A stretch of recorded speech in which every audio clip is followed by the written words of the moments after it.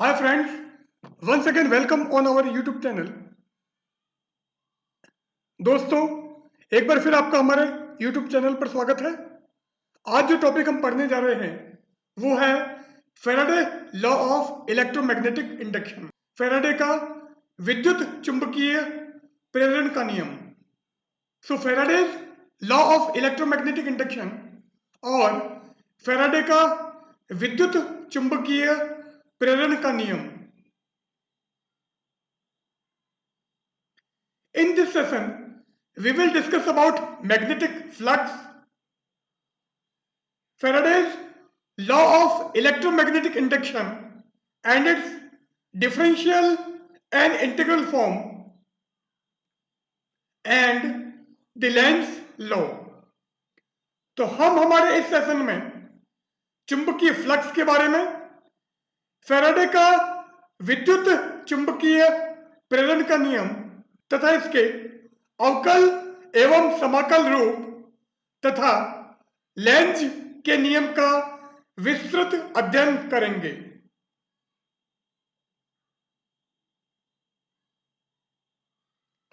So first of all magnetic flux. तो सबसे पहले magnetic flux.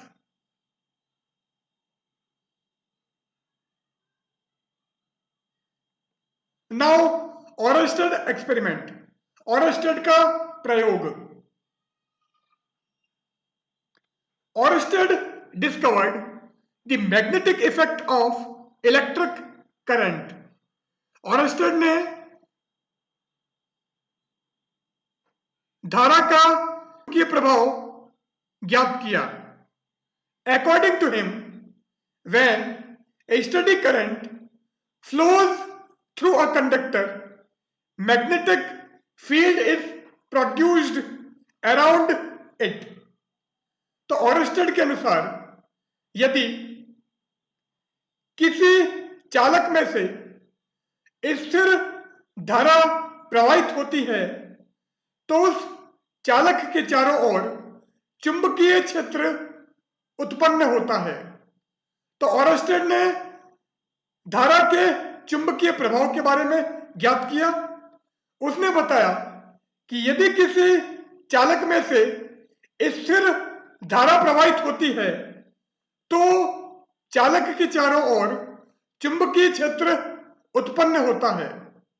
According to Oersted, when a steady current flows through a conductor, a magnetic field is produced around the conductor।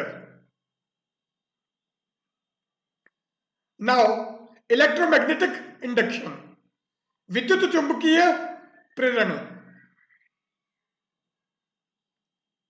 It is the phenomena of production of electric current or EMF in a coil when the magnetic flux linked with the coil changes। इस घटना के अनुसार यदि किसी कुंडली से संबद्ध चुंबकीय फ्लक्स का मान परिवर्तित होता है तो विद्युत धारा या विद्युत वाहक बल कुंडली में उत्पन्न होता है। तो यदि किसी कुंडली से संबद्ध चुंबकीय फ्लक्स परिवर्तित होता है तो कुंडली में विद्युत धारा या विद्युत वाहक बल उत्पन्न होता है। यह घटना विद्युत चुंबकीय प्रेरण कहलाती है।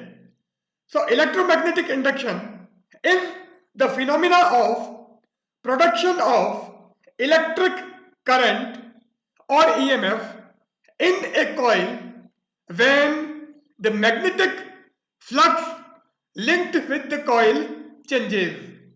तो यदि कुंडली से संबद्ध चुंबकीय फ्लक्स परिवर्तित होता है तो विद्युत धारा या विद्युत वाहक बल कुंडली में उत्पन्न होता है।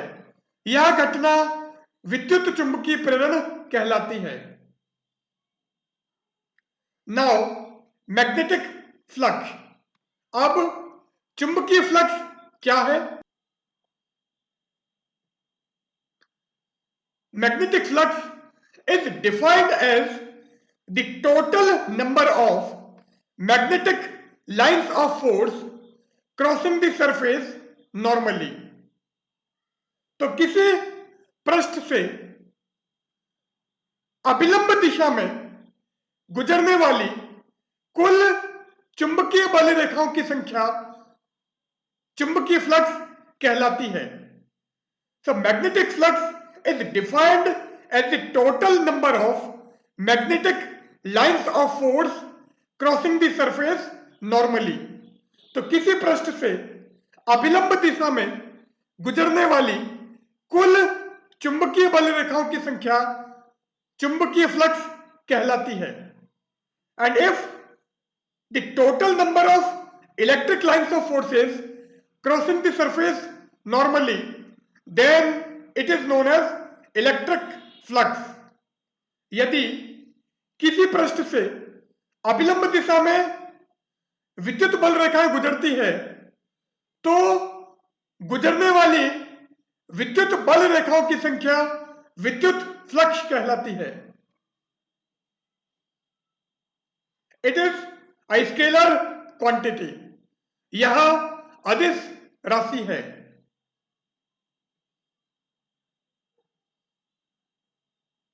If a surface area A be held inside a uniform magnetic field B such that the direction of magnetic field is perpendicular to A।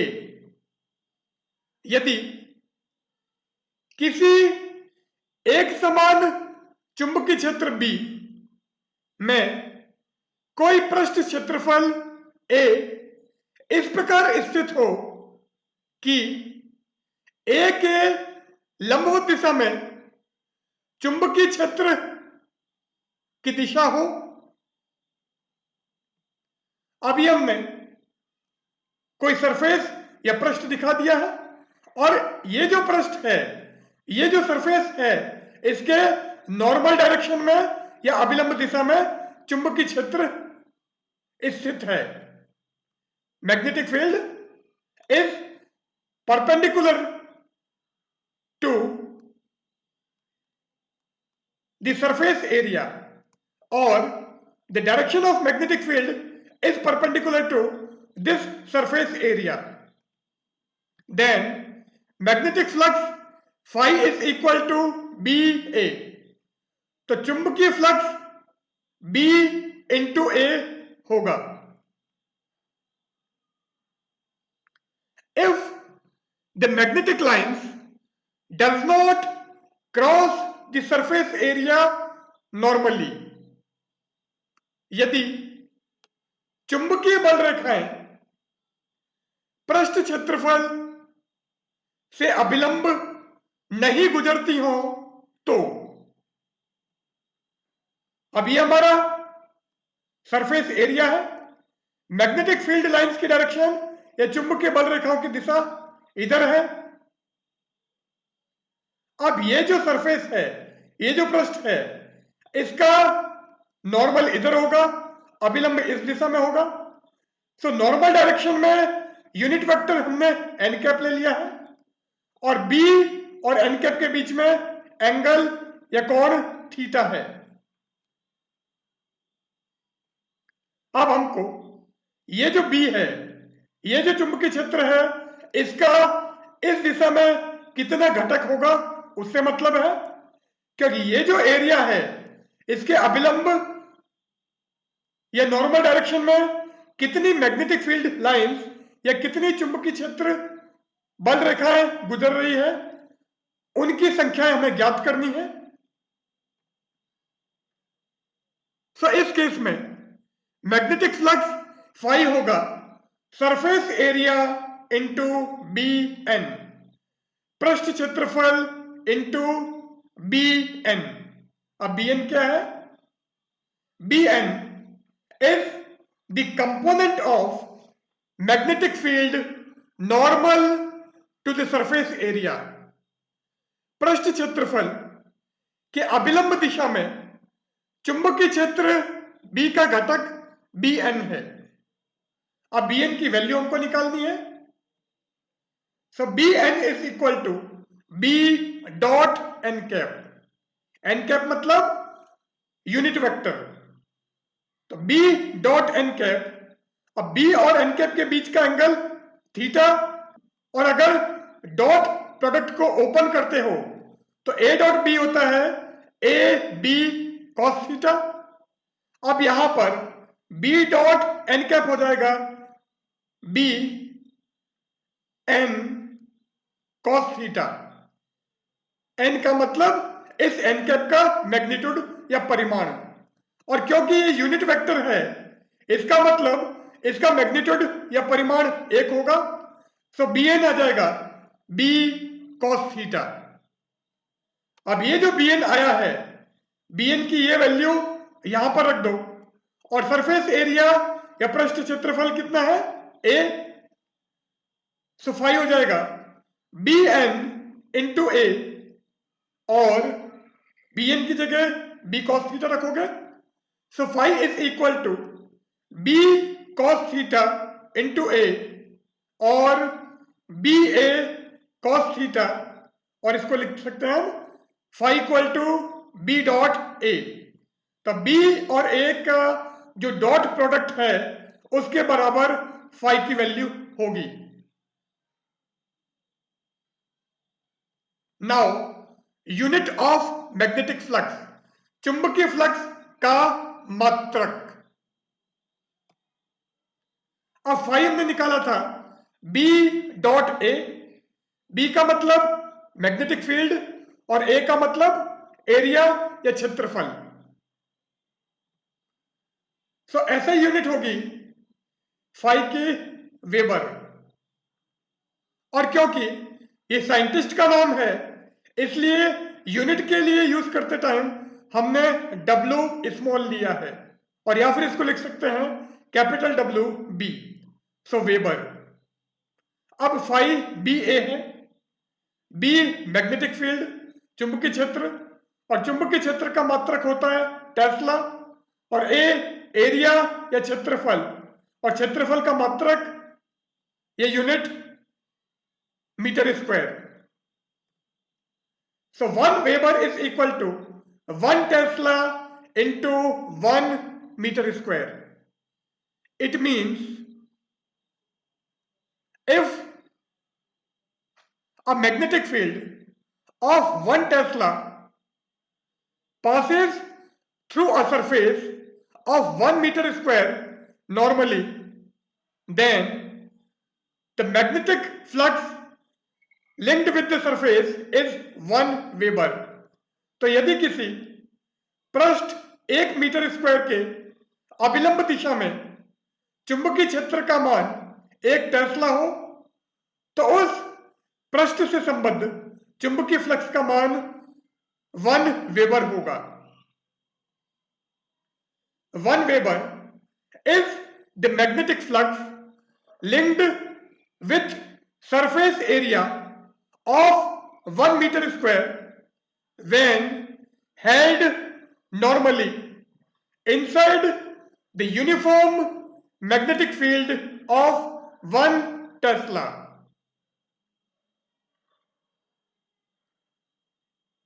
तो किसी पृष्ठ क्षेत्रफल 1 मीटर स्क्वायर से संबद्ध चुंबकीय फ्लक्स का मान 1 वेबर होगा जब इस पृष्ठ से अभिलंब दिशा में चुंबकीय क्षेत्र 1 टेस्ला गुजरता हो, या जब कोई पृष्ठ क्षेत्रफल 1 मीटर स्क्वायर किसी एक समान चुंबकीय क्षेत्र 1 टेस्ला के अभिलंब स्थित हो तो उस पृष्ठ से संबद्ध चुंबकीय फ्लक्स का मान 1 वेबर होगा, 1 वेबर होगा। सो 1 weber is the magnetic flux linked with surface area of 1 meter square when held normally inside the uniform magnetic field of 1 Tesla. Now, CGS unit of magnetic flux is Maxwell. तो चुंबकीय flux का CGS पद्धति में मात्रक Maxwell होता है। अब magnetic field का जो सीजीएस यूनिट है वो है गॉस, और एरिया या क्षेत्रफल का सीजीएस यूनिट सेंटीमीटर स्क्वायर। इसका मतलब 1 maxwell equal to 1 gauss into 1 centimetre square. So 1 Maxwell equal to 1 Gauss into 1। तो डेफिनेशन सेम टू सेम हो जाएगी, केवल यहां पर 1 सेंटीमीटर स्क्वायर लिखना है और यहां पर 1 गॉस लिखना है। तो ये डेफिनेशन हमारी 1 मैक्सवेल के लिए हो जाएगी। It means 1 Maxwell is the magnetic flux linked with surface area of 1 centimeter square when held normally inside the uniform magnetic field of 1 Gauss। तो जब किसी एक समान चुंबकीय क्षेत्र 1 गॉस के अभिलंब दिशा में कोई पृष्ठ क्षेत्रफल 1 सेंटीमीटर स्क्वायर स्थित हो तो उस पृष्ठ से संबद्ध चुंबकीय फ्लक्स का मान 1 मैक्सवेल या 1 मैक्सवेल होता है। Now relation between maxwell and weber.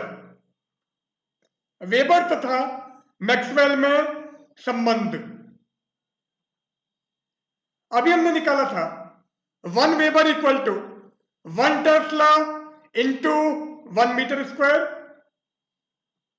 Now 1 tesla equal to 10 to the power 4 gauss and 1 metre equal to 100 centimetre या 10 to the power 2 centimetre.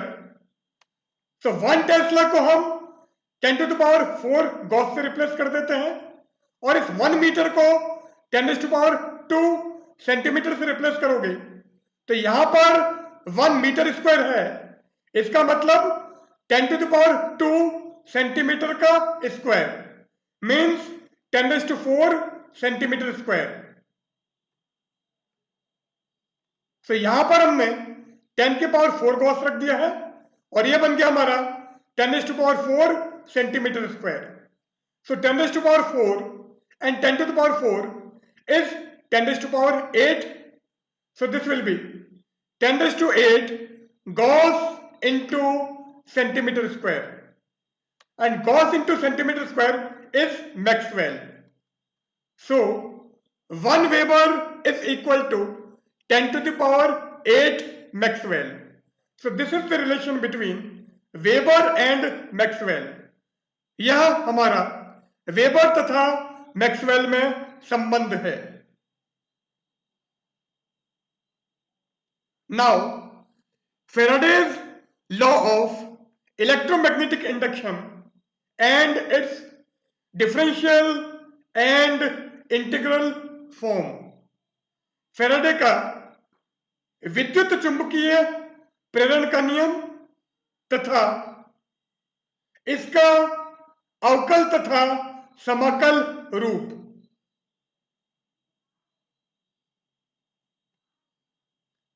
Now Faraday's law, Faraday का नियम। According to this law, when a magnetic flux linked with the circuit changes, an induced EMF is produced। तो इस नियम के अनुसार जब किसी परिपथ से संबद्ध चुंबकीय फ्लक्स का मान परिवर्तित होता है तो एक विद्युत वाहक बल प्रेरित होता है। So when a magnetic flux linked with the circuit changes, an induced EMF is produced. जब किसी परिपथ से संबद्ध चुंबकीय फ्लक्स का मान परिवर्तित होता है तो प्रेरित विद्युत वाहक बल उत्पन्न होता है या विद्युत वाहक बल प्रेरित होता है। If the circuit is closed, यदि परिपथ बंद हो, then an induced current is flowing through the circuit, तो परिपथ में से एक प्रेरित धारा प्रवाहित होती है।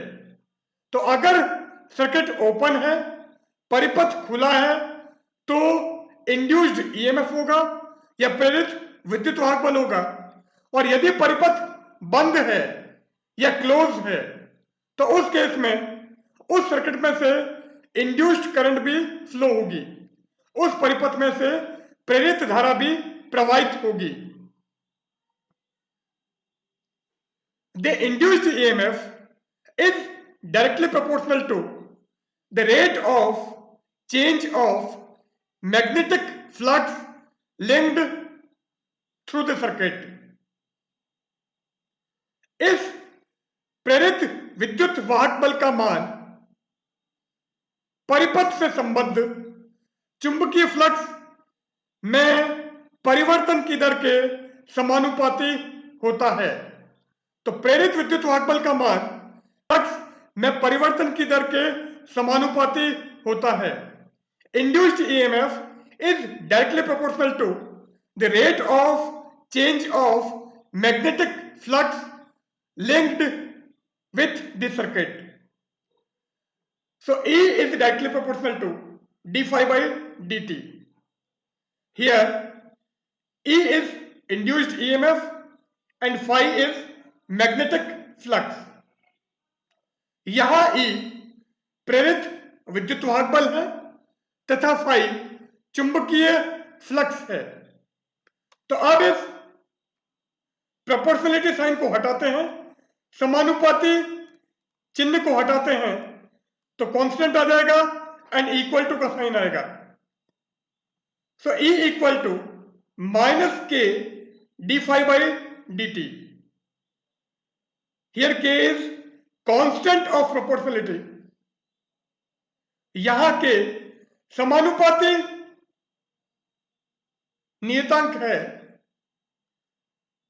And for convenience we take its value 1। जटिलता से बचने के लिए हम k का मान 1 ले लेते हैं। So E equal to minus D phi by D T. This negative sign is due to Lenz law. यहां पर यह ऋणात्मक चिन्ह लेंज के नियमानुसार है। तो लेंज का नियम क्या है, what is Lenz law, this we will discuss later on. इसको हम आगे डिस्कस करेंगे। तो नेगेटिव साइन जो मिला है वो हमको लेंज लॉ से या लेंज के नियम से मिला है। सो फैराडे लॉ से E equal to minus D phi by D T.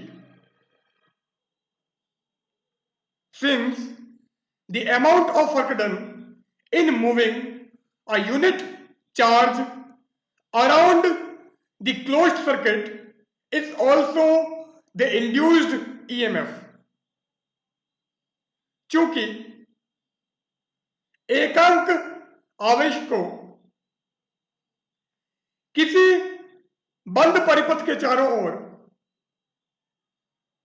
ले जाने में किया गया कार्य प्रेरित विद्युत वाहक बल के बराबर होता है। यूनिट चार्ज को किसी क्लोज्ड सर्किट के चारों तरफ ले जाने में जो कार्य है या जो वर्क डन है, वो वर्क डन हमारा इंड्यूस्ड ईएमएफ के इक्वल होता है, प्रेरित विद्युत वाहक बल के बराबर होता है। सो E is equal to integration E dot dl. Here capital E is electric field, capital E विद्युत क्षेत्र है, and this is our induced EMF. Here capital E is electric field, capital E विद्युत क्षेत्र है।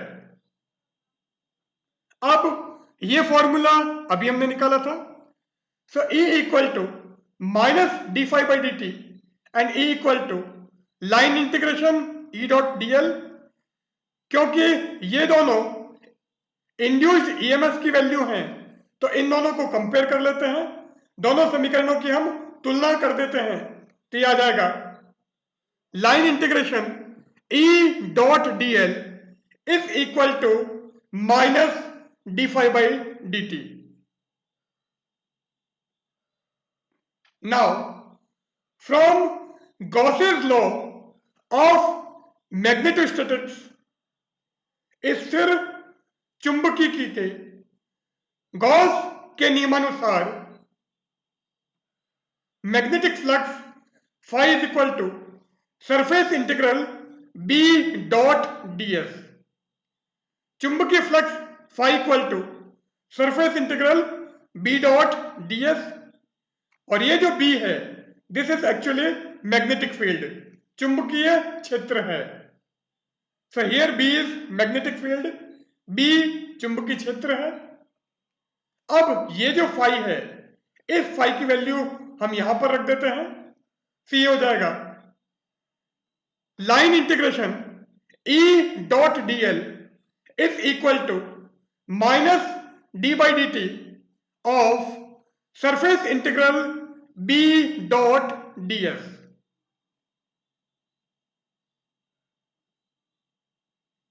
Now from Stokes theorem, Stoke के प्रमेय के अनुसार we can change line integration into surface integration. तो स्टोक के प्रमेय से हम रेखीय समाकलन को पृष्ठ समाकलन में परिवर्तित कर सकते हैं। So E dot dl is equal to surface integral del cross E dot ds। तो यहां पर हमारा लाइन इंटीग्रेशन था और ये लाइन इंटीग्रेशन हमारा सरफेस इंटीग्रेशन में चेंज हो गया है। तो स्टोक्स थ्योरम से लाइन इंटीग्रेशन को सरफेस इंटीग्रेशन में चेंज कर सकते हो या रेखीय समाकलन को पृष्ठ समाकलन में परिवर्तित कर सकते हैं। अब अभी हमने निकाला था line integration E dot dl is equal to minus D by D T of surface integration B dot ds, and from Stokes theorem line integration E dot dl is equal to surface integration del cross E dot ds। तो ये value आप यहां से यहां पर रख दो, तो दोनों इक्वेशन को कंपेयर कर देते हैं, दोनों समीकरणों की हम तुलना कर देते हैं, तो ये हो जाएगा surface integration del cross E dot ds is equal to minus D by D T of surface integration B dot ds। Now since the integration over surface does not depend on time, चूंकि पृष्ठ समाकलन का मान समय पर निर्भर नहीं करता है, तो इसलिए अगर इस इंटीग्रेशन के अंदर हम d बाई डी टी लेके जाएं तो हमारे रिजल्ट पर कोई इफेक्ट नहीं पड़ता है। तो इस d बाई डी टी को आप अंदर ले लो, तो ये हो जाएगा surface integration del cross E dot ds is equal to minus surface integration del by del T of B dot ds।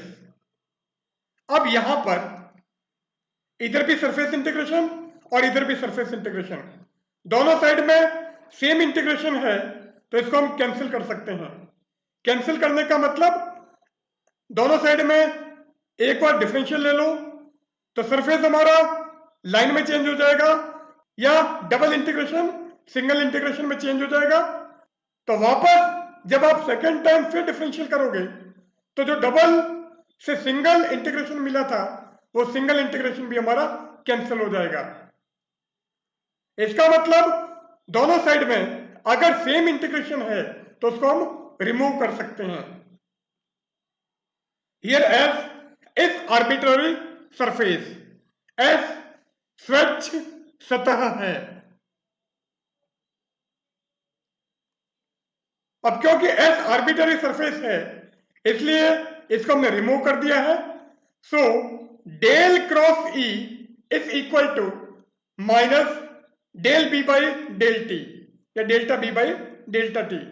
और ये जो इक्वेशन हमको मिली है, this is our differential form of Faraday's law of electromagnetic induction.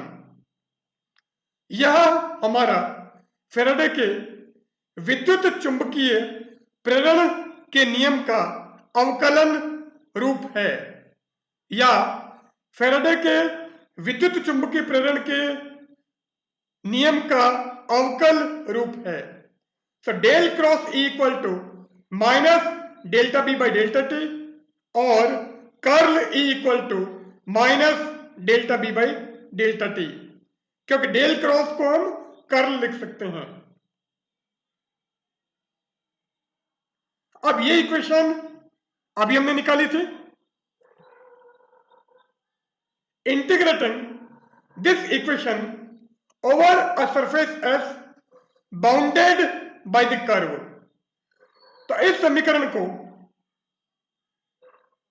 पृष्ठ S के अनुदेश बंद पथ में समाकलन करने पर, तो इंटीग्रेशन कर देते हैं, इसका क्लोज्ड इंटीग्रेशन लेंगे। So surface integral del cross E dot ds is equal to minus surface integration delta B by delta T dot ds।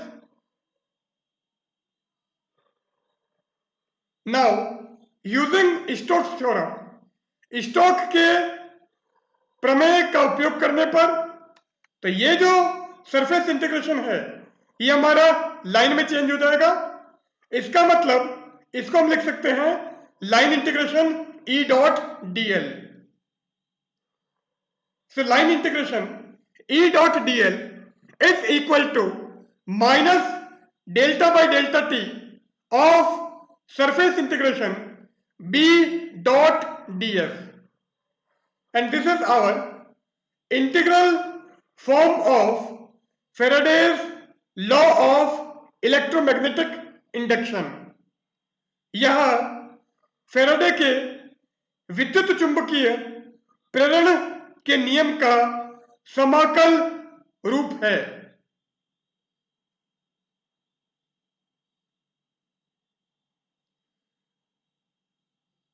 This equation represents that the electromotive force around a closed path is equal to the time derivative of the magnetic flux through any surface bounded by the path। इस समीकरण के अनुसार या Faraday के विद्युत चुंबकीय प्रेरण के रूप के अनुसार किसी बंद पथ के अनुदेश विद्युत वाहक बल का मान उस बंद पथ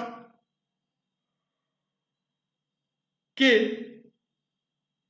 चुंबकीय फ्लक्स के समय आधारित अवकलन के बराबर होता है। सो इस समीकरण के अनुसार किसी बंद पथ के अनुदेश विद्युत वाहक बल का मान उस बंद पथ से परिबद्ध चुंबकीय फ्लक्स के समय आधारित अवकलन के बराबर होता है, क्योंकि बी डॉट डी एस हमारा हो गया ये फ्लक्स, तो ये बन जाएगा minus del phi by del T या delta phi by delta T, जो कि rate of change of magnetic flux या फ्लक्स में परिवर्तन की दर है, और ये हमारा इलेक्ट्रोमोटिव फोर्स या विद्युत वाहक बल। Now last topic is Lenz law. तो अंतिम टॉपिक है हमारा लेंज का नियम।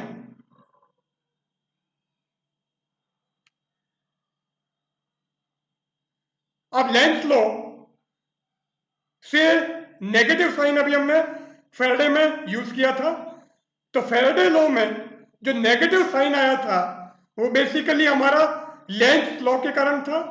अब लेंज लॉ क्या है वो हम यहां पर डिस्कस करते हैं। This law is used to determine the direction of induced current produced in a circuit. तो किसी परिपथ में प्रेरित धारा की दिशा ज्ञात करने के लिए लेंज के नियम का उपयोग करते हैं। तो कोई परिपथ हमारे पास में है, उस परिपथ के अंदर इंड्यूस्ड करंट या प्रेरित धारा उत्पन्न हुई है। अब वो जो प्रेरित धारा है, वो जो इंड्यूस्ड करंट है, वो किस डायरेक्शन में फ्लो होगी, किस दिशा में प्रवाहित होगी, उसकी दिशा लेंज के नियम से हम ज्ञात करेंगे। Lenz law is related to the conservation of energy. Lenz का नियम ऊर्जा के संरक्षण के नियम से संबंधित है। तो कंजर्वेशन ऑफ एनर्जी से रिलेटेड हमारा लेंज लॉ है। इसका मतलब यहां पर एनर्जी हमारी कंजर्व होगी या संरक्षित होगी। तो लेंज का नियम ऊर्जा संरक्षण पर आधारित है। This law states that the induced current produced in a closed circuit always flows in such a direction that opposes the change or the cause that produces it। तो इस नियम के अनुसार किसी बंद पथ में या बंद परिपथ में उत्पन्न प्रेरित धारा की दिशा सदैव इस प्रकार होती है कि वह उन कारणों का विरोध करता है जिसके कारण वह उत्पन्न हुई है। So Lenz law states that the induced current produced in a closed circuit always flows in such a direction that opposes the change or the cause that produces it।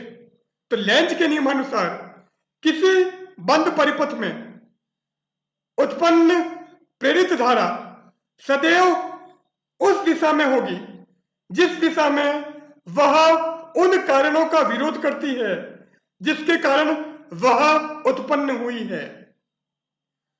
तो प्रेरित धारा की दिशा सदैव इस प्रकार होती है कि वह उन कारणों का विरोध करती है जिसके कारण कि उसकी उत्पत्ति हुई है।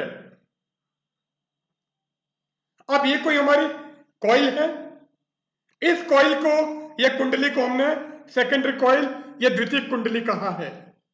अब इसमें जो करंट प्रोड्यूस होगी उस करंट की डायरेक्शन मेजर करने के लिए हमने गैल्वेनोमीटर लगा दिया है। तो इसमें जो धारा उत्पन्न होगी उस धारा की दिशा के मापन के लिए हमने यहां पर एक गैल्वेनोमीटर या धारामापी लगाया है। अब ये कोई रॉड है, इस रॉड को हम करंट प्रोवाइड कर रहे हैं। तो धातु की एक छड़ है जिसके ऊपर हमने तार लपेट रखे हैं और इसको हमने करंट प्रोवाइड किया है या धारा इसमें से प्रवाहित हो रही है। तो जैसे इसमें से करंट पास होगी, चारों तरफ इसके मैग्नेटिक फील्ड प्रोड्यूस हो जाएगा, चुंबकीय क्षेत्र उत्पन्न हो जाएगा। माना चुंबकीय क्षेत्र इस प्राथमिक कुंडली में इस प्रकार है कि ये हमारा नॉर्थ पोल और ये हमारा साउथ पोल बन जाता है, ये उत्तरी ध्रुव और ये दक्षिणी ध्रुव बन जाता है। अब हम क्या करते हैं, इस कॉइल को सेकेंडरी कॉइल से दूर लेके जाते हैं। तो इस छड़ को जब द्वितीयक कुंडली से दूर लेके जाते हैं, इसका मतलब नॉर्थ पोल आप दूर लेके जा रहे हो। तो नॉर्थ पोल दूर लेके जा रहे हो तो इसमें करंट इस तरह से होगी कि नॉर्थ पोल या ये जो कॉइल दूर जा रही है उसका अपोज करेगा। तो अपोज करेगा, इसका मतलब यहां पर अगर साउथ पोल क्रिएट हो जाए तो साउथ पोल इस नॉर्थ पोल को अपनी तरफ खींचेगा। तो यहां पर ये साउथ पोल क्रिएट हो जाएगा। इसका मतलब इसमें जो करंट की डायरेक्शन होगी या धारा की दिशा होगी वो इस दिशा में होगी, इस डायरेक्शन में होगी। तो एस बन गया है, तो इस डायरेक्शन में ऊपर और इस डायरेक्शन में नीचे। तो क्लॉकवाइज डायरेक्शन में या दक्षिणावर्त दिशा में धारा इस कुंडली में से प्रवाहित होगी। अब ये हमारी कॉइल, इधर हमारा मैग्नेट। तो मैग्नेट का नॉर्थ पोल हम दूर लेके जा रहे हैं, उत्तरी ध्रुव हम दूर लेके जा रहे हैं। तो यहां पर हमारा साउथ पोल क्रिएट होगा, तो एस क्रिएट हो गया है। इसका मतलब इसमें करंट की डायरेक्शन या धारा की दिशा क्लॉकवाइज डायरेक्शन में या दक्षिणावर्त दिशा में होगी। तो क्योंकि मैग्नेट को आप दूर ले जा रहे थे, नॉर्थ पोल को दूर ले जा रहे थे, इसलिए यहां पर साउथ पोल क्रिएट हो गया है। और ये जो साउथ पोल है ये इस नॉर्थ पोल को दूर ले जाने का विरोध करता है। तो करंट की डायरेक्शन हमेशा इस टाइप से होगी कि वह उन कारणों का विरोध करेगी जिसके कारण वो उत्पन्न हुई है। तो मैग्नेट को दूर ले जाने के कारण यहां पर करंट या धारा उत्पन्न हुई है और वो इस टाइप से है कि ये जो मैग्नेट दूर जा रही है इसको दूर ले जाने का विरोध करेगा या अपनी तरफ खींचेगा।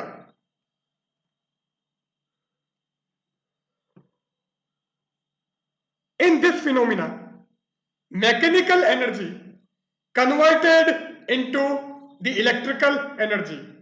हमने कहा था कि Lenz law conservation of energy या ऊर्जा संरक्षण पर आधारित है। तो मैग्नेट को हम दूर लेके जा रहे हैं या इस रॉड को दूर लेके जा रहे हैं, इसका मतलब हम मैकेनिकल वर्क कर रहे हैं, यांत्रिक कार्य कर रहे हैं।